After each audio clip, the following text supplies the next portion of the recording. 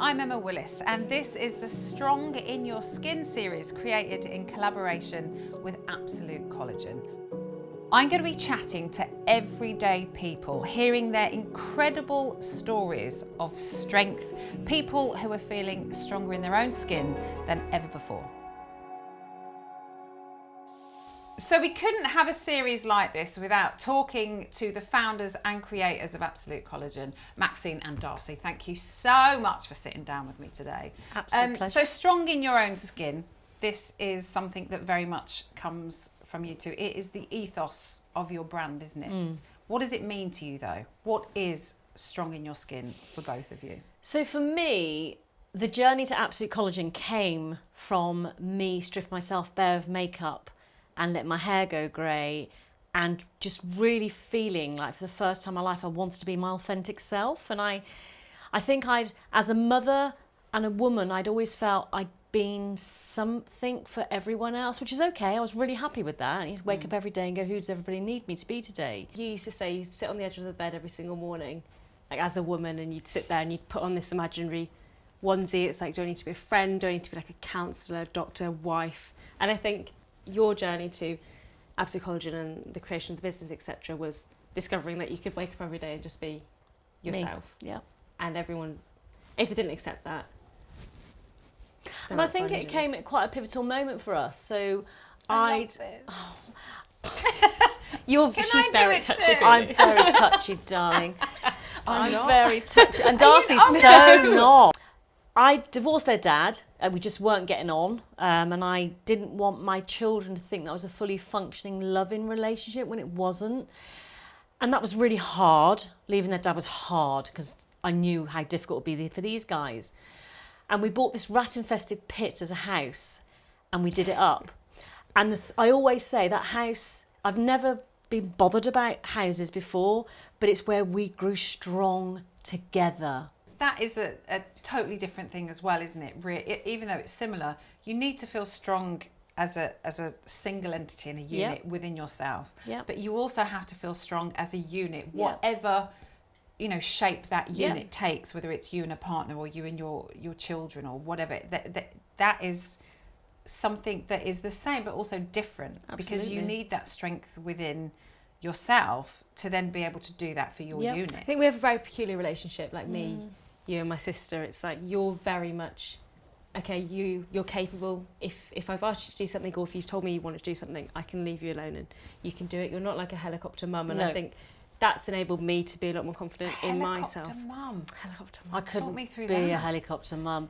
You I'm wouldn't, no. pretty much. So the What's three, I've never heard parents that before. really hover and It's a Maxine phrase, to be honest. and I'm all about empowerment. Yeah. And also you've got to let them make mistakes. They've got to hurt sometimes. If they don't feel pain of something, they'll do the same mistake again. And I think I'm really about empowerment.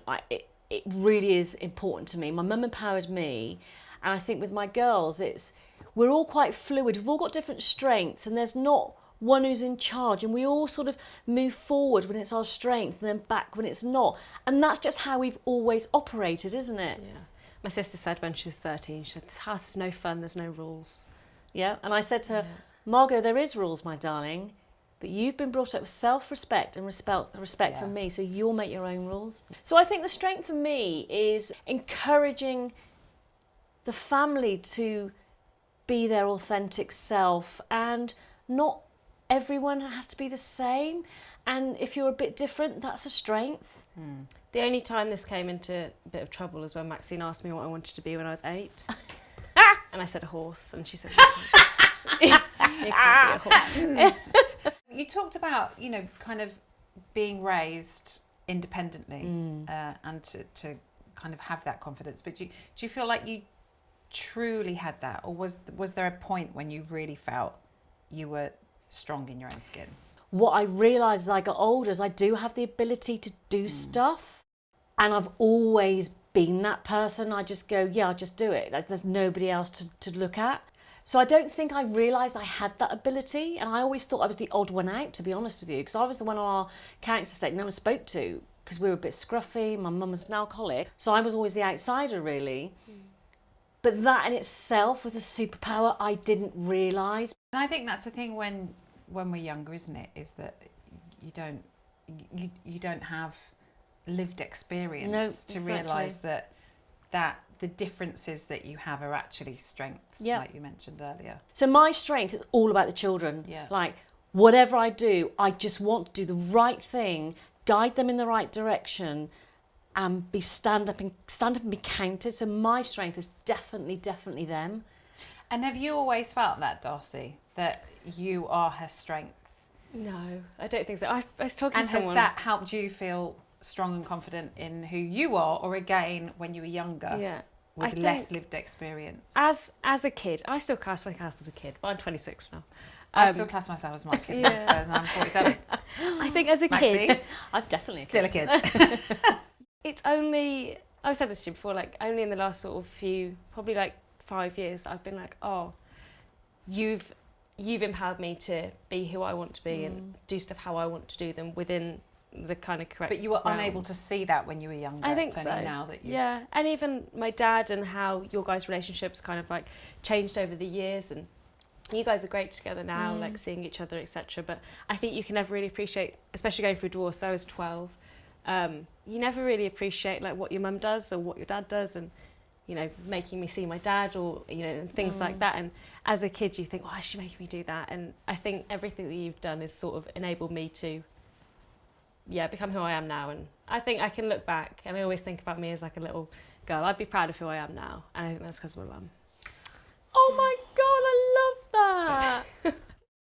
How empowering was it for you when you stripped yourself bare? And how old were you when you did that? How old were you when you let your hair be au naturel? Do you know, I was 49 and it was... Did you panic? Did I panic? I'm quite low maintenance, believe it or not, in my appearance. I am. I always say that. I always say that, and my friends go, "You're not." I'm anything for an easy life. You know, like I used to have it dyed every 6 weeks, and it was like, oh my God, this is so tedious. 6 weeks? Yeah, because I was like this. No, but what colour hair? What colour were you dyeing same it? as you, dark. 6 weeks? Every 6 to I 8 have to do weeks. mine every 2 weeks, Maxine. No. 2 weeks, guys. That's amazing. It's not amazing. No. It's I feel like you painful. went through 2 stages after. So, you know, Maxine, chopped all her hair off, took the colour out, had long curly hair like mine, tattoo, nose piercing, hello Darcy, Motorbike. in my bedroom door one day, which with that 19 at the time, that's quite a lot. So I think a lot of women go through this, and I see a lot of our absoluters at a certain age, and for me it was about, I can't wear that anymore, can I? And I wanted to be myself, but I didn't quite know at that age what I knew something was shifting, something was changing, my body shape was changing, and it was like, I'm done with dyeing my hair, I'm just done with covering myself up, and I'm done. Do you remember we walked through a shopping centre about 2 years ago? Yeah.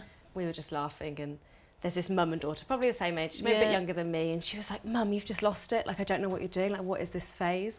And we looked at each other. We'd gone through that. And we laughed You knew exactly. so much. Yeah, but I think for women I think it's hard. I think a lot of women go through it. It's like, That's the thing, isn't it? Society says we have to either be this, young, or we have to be that, which is older.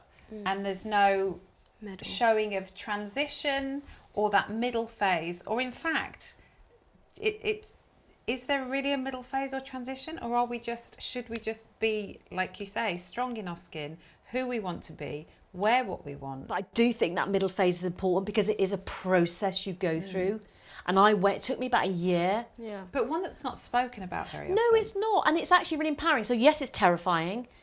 Yes, it's empowering. So both at the same time. And, you know, I went through a hippie phase. I'd wear everything long and flowy. Loved a harem trouser. Loved a harem trouser. I Good feel like God. you may have been through every phase. I think I at some probably point in your have. I life. wonder what's next. You have channeled every vibe, I reckon. A lot of women come to Absolute Collagen when they're usually perimenopausal, and I feel like they've kind of lost their way a bit, and they're not really sure how to feel confident or strong in their own skin, for that matter. I see a lot of women go through that as well. And I don't know, we're talking about women because we are women. I don't know if men go through this, but I do get that, and I see a lot of women go through that. And I think it'd be nice to give that phase, that it's not menopause. I don't know, there's something more. It's a transition, a renaissance a woman goes through.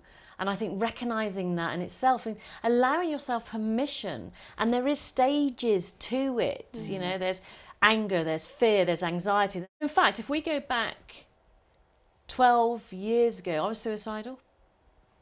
Oh, wow. Yep. It was a beautiful, beautiful day. My bedroom, it's got the most amazing view. I was sat in bed looking out at the view, and it was snowing. And I remember thinking, I was too frightened to put the bin out. I was literally too, I got quite a steep drive. I was thinking, I'm going to put the bin out, I'm too frightened. And I was overcome with this, like, do you know what, I'm done. I think I'm done. I can't cope with life. I reckon that was menopause. Really? Yeah, I really, perimenopause, menopause, I don't know which one it was. But so I do think women go through a lot.